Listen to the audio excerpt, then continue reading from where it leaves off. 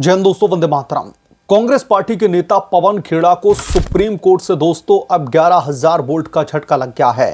दरअसल कल supreme court में जब सुनवाई चल रही थी तो पवन खेड़ा तमाम उम्मीदों के साथ में अपने काबिल वकील अभिषेक मनु सिंघवी के साथ में पहुंचे होंगे और यह उम्मीद लगाई होगी कि कपिल सिब्बल न सही लेकिन अब अभिषेक मनु सिंघवी कम से कम उन्हें अग्रिम जमानत तो दिलवा ही देंगे।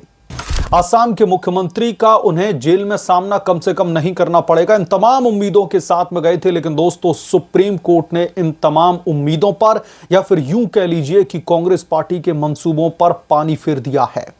हालत यह हो गई पवन खेड़ा की कि सुप्रीम कोर्ट में दो जजेस की बेंच के सामने जो सुनवाई चल रही थी, जस्टिस जेके महेश्वरी और न्यायमूर्ति एएस चंद्रकर की पीठ के सामने पवन खेड़ा बुरी तरीके से गिड़गिड़ाने लगे। आंसू निकलने की कगार पर थे पवन खेड़ा के। इस तरीके की स्थिति कोर्ट में बन गई और अभिषेक मनु सिंघवी ने सुप्रीम कोर्ट के जजेस के सामने कुछ ऐसी दलीलें पेश कर दी जिस पर असम के सरकार की तरफ से जो additional solicitor general Tushar Mehta supreme court में मौजूद थे, उन्होंने अभिषेक मनु सिंघवी की सिट्टी पिट्टी गुम कर दी।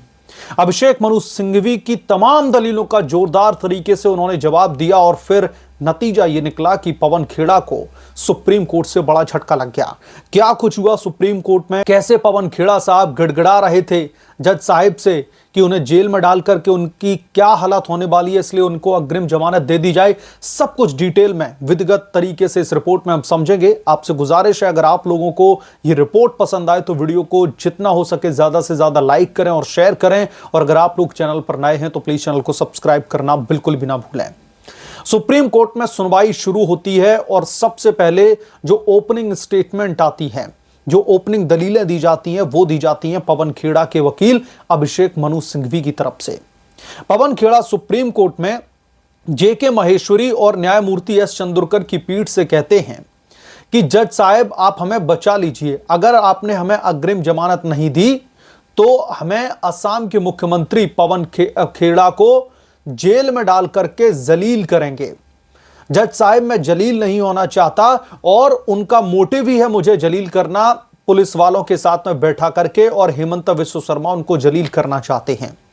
इस जलालत से बचा लीजिए, सुप्रीम कोर्ट में जज साहब से ये गड़गड़ाते हुए दिखाई दिए। इतना ही नहीं, अभिषेक मनु सिंघवी ने तो यहां तक कह दिया कि जिस तरीके से 50 से 70 पुलिसकर्मी दिल्ली पहुंचे थे पवन खेड़ा को खोजते हुए, जो गुवाहाटी क्राइम ब्रांच ने जब उनके खिलाफ में कई संगीन धाराओं में मामला दर्ज किया और फिर क्राइम ब्रांच की स्पेशल टीम और असम पुलिस के तकरीबन 50 से 70 जवान उनको गिरफ्तार करने के लिए पहुंचे थे, इसका भी जिक्र किया, जो कि सरासर झूठा आरोप है। क्या आप लोगों ने एक भी वीडियो देखा है जिसमें 50 से 70 लोगों की जो पुलिस की टुकड़ी है वो पहुंची हो पवन खेड़ा का सर्च ऑपरेशन के लिए, पवन खेड़ा को ढूंढते हुए दिल्ली में? और पवन खेड़ा तो छिपकर के बैठे हुए थे, सांप की तरह बिल में छिपकर के जाकर के बैठ गए थे।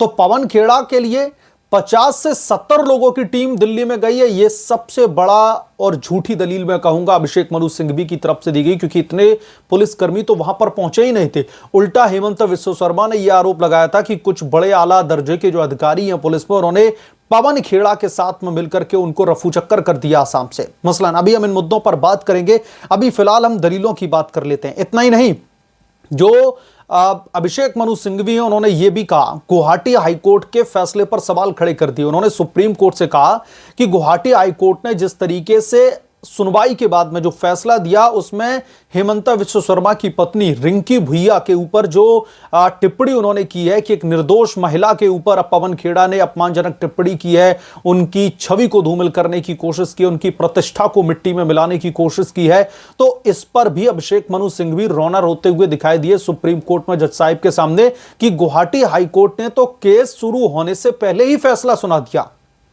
और रिंकी भुइया को निर्दोष और प्रतिष्ठित महिला बोल करके पवन खेड़ा के ऊपर शिकंजा कस दिया और उनके खिलाफ में फैसला सुना दिया। ये तमाम चीजें अभिषेक मनु सिंघवी ने कही। और एक और चीज कही, उन्होंने कहा कि हमारे मुवक्किल को वहां की पुलिस कस्टडी में रख करके गिरफ्तार करके जलील करना चाहती है, क्योंकि असम के मुख्यमंत्री हेमंत विश्व शर्मा का उन्होंने एक स्टेटमेंट भी कोर्ट में कोट किया जिसमें उन्होंने यह कहा था कि पवन खेड़ा को वो ऐसी गिरफ्तारी जो है करेंगे कि जिंदगी भर जेल में उनको रहना पड़ जाएगा। जेल से बाहर निकलने के लिए, खुली हवा देखने के लिए पवन खेड़ा को नाकों चने बिनवा दूंगा। यानी कि घुमा फिरा करके एक विक्टिम कार्ड प्ले करने की कोशिश की गई सुप्रीम कोर्ट में, और सुप्रीम कोर्ट से कहा गया कि जज साहब हमारे मुवक्किल को बुरी तरीके से सताया जाएगा। अब चलिए हम बात कर लेते हैं असम की ओर से जो additional solicitor general Tushar Mehta पेश हुए, उनकी तरफ से क्या कुछ दलीलें पेश की गई हैं। दरअसल तुषार मेहता ने इस जमानत याचिका का कड़ा विरोध किया। मेहता ने कोर्ट को बताया कि पवन खेड़ा ने जिन दस्तावेजों का हवाला दिया था वो पूरी तरीके से फर्जी और जाली हैं। किसी भी अथॉरिटी ने इसे कोई भी पासपोर्ट जारी नहीं किए हैं। तो उनकी इन तमाम स्टेटमेंट को लेकर फर्जी जो बयानबाजी, फर्जी जो दस्तावेज आए हैं, उनकी जांच होना बेहद ही जरूरी है। अब एक तरफ तो अभिषेक मनु सिंह भी कह रहे थे कि गैर जरूरी है पवन खेड़ा से इंटेरोगेशन करना, इसकी कोई जरूरत ही नहीं है, वो कोई टेररिस्ट नहीं है, वो भागे नहीं जा रहे हैं, वो हिंदुस्तान में ही रहेंगे, वो पूरी तरीके से कोऑपरेट करेंगे, इंटेरोगेशन में कोऑपरेट करेंगे इस केस की जांच में। लेकिन अभिषेक मनु सिंघवी ने जो दलीलें दी उसके ठीक उलट, यानी कि additional solicitor general Tushar Mehta ने उनकी तमाम दलीलों की मुखालफत करते हुए क्यों बताया कि जरूरी है उनको हिरासत में रखना, इंटेरोगेशन क्यों जरूरी है। उन्होंने तर्क दिया कि पता लगाने के लिए हिरासत पूछताछ आवश्यक है कि यह फर्जी दस्तावेज किसने बनाए, खेड़ा की मदद किसने की, और क्या इस साजिश में कोई विदेशी तत्व भी शामिल हैं। यानी कि असम की पुलिस चाहती है, असम के मुख्यमंत्री चाहते हैं कि इस मामले की जड़ तक जाया जाए और जड़ तक जाकर के यह पता लगाया जाए कि पवन खेड़ा को वो तमाम जाली दस्तावेज किसने मुहैया करवाए हैं, और क्या इसमें विदेशी तत्व भी शामिल हैं जिन्होंने मिलकर के हेमंता की पत्नी रिंकी भैया की जो है रिंकी भैया की एक तरीके से प्रतिष्ठा को धूमिल करने की कोशिश की है, उनके ऊपर कीचड़ उछालने की कोशिश की। इसलिए जरूरी है। इतना ही नहीं, फरार होने का भी आरोप लगाया गया है राज्य सरकार की तरफ से। सीधे तौर पर तुषार मेहता ने कहा कि यह केवल डिफेमेशन का साधारण मामला नहीं है, बल्कि एफआईआर दर्ज होने के बाद से ही खेड़ा लगातार फरार चल रहे थे। इसलिए सच्चाई सामने लाने के लिए हिरासत में पूछताछ करना बेहद ही जरूरी है। अगर पवन खेड़ा जी कोऑपरेट करना चाहते हैं इस जांच में, जैसा कि अभिषेक मनु सिंघवी ने कहा कि एंटीसिपेटरी बेल को एक्सेप्ट किया जाए, उन्हें अग्रिम जमानत दे दी जाए, वो कोऑपरेट करेंगे जांच में, तो अभी तक पवन खेड़ा साहब फरार क्यों चल रहे थे? क्यों लगातार पुलिस की जो है नजरों से कहीं ना कहीं छिपते छिपाते फिर रहे, चूहे की तरह बिल में जाकर के बैठ गए? तो ये जो तमाम दलीलें थी ये सुप्रीम कोर्ट में पेश की गई, लेकिन पवन खेड़ा की उम्मीदों पर पानी फिर गया और सुप्रीम कोर्ट ने इस बाबत दोनों पक्षों की दलीलें सुनने के बाद में फैसले को सुरक्षित रख लिया है। यानी कि जिन उम्मीदों के साथ में पवन खेड़ा सुप्रीम कोर्ट की दहलीज पर पहुंचे थे, जिस तरीके से उन्होंने विक्टिम कार्ड प्ले किया, गिड़गिड़ाते रहे सुप्रीम कोर्ट में कि जज साहब हमें बचा लीजिए, हेमंता विश्व शर्मा की प्रताड़ना से हमें बचा लीजिए, तो वो कुछ भी उनका काम नहीं आया और सुप्रीम कोर्ट ने तुरंत फैसला देने से कहीं ना कहीं गुरेज किया। और फिर सुप्रीम कोर्ट ने दोनों पक्षों की जो दलीलें हैं उनको सुनने के बाद में इस बाबत फैसले को सुरक्षित रख लिया है। अब किसी भी पल सुप्रीम कोर्ट से एक बड़ा आदेश आ सकता है, या तो पवन खेड़ा को जो है अग्रिम जमानत उनकी स्वीकार की जाती है, या फिर उनकी गिरफ्तारी से किसी भी तरीके का संरक्षण नहीं लगाया जाएगा, उन्हें कभी भी गिरफ्तार करके कस्टोडियल में इंटेरोगेशन की जा सकती है। तो ये तमाम चीजें अब बहुत जल्द क्लियर होने वाली है। लेकिन दलीलों के बेसिस पर और पिछली अदालतों के फैसले के बेसिस पर मैं ये दावे के साथ में कह सकता हूं कि पवन खेड़ा को फिर से 11,000 वोल्ट का झटका ही लगने वाला है। पवन खेड़ा को कस्टडी में जाना ही होगा, इंटेरोगेशन करनी ही होगी।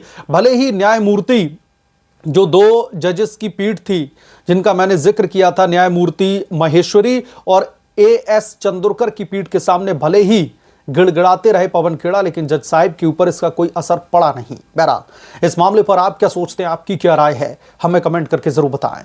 जल्द मिलूंगा किस दूसरे बड़े अपडेट के साथ में, तब तक के लिए धन्यवाद। अगर आप लोग चैनल पर नए हैं तो प्लीज चैनल को सब्सक्राइब करें, साइड बने बेल आइकन को जरूर प्रेस करें, ताकि जब भी मैं कोई बड़ी खबर लेकर के आऊं तो इसकी जानकारी सबसे पहले आपको मिले।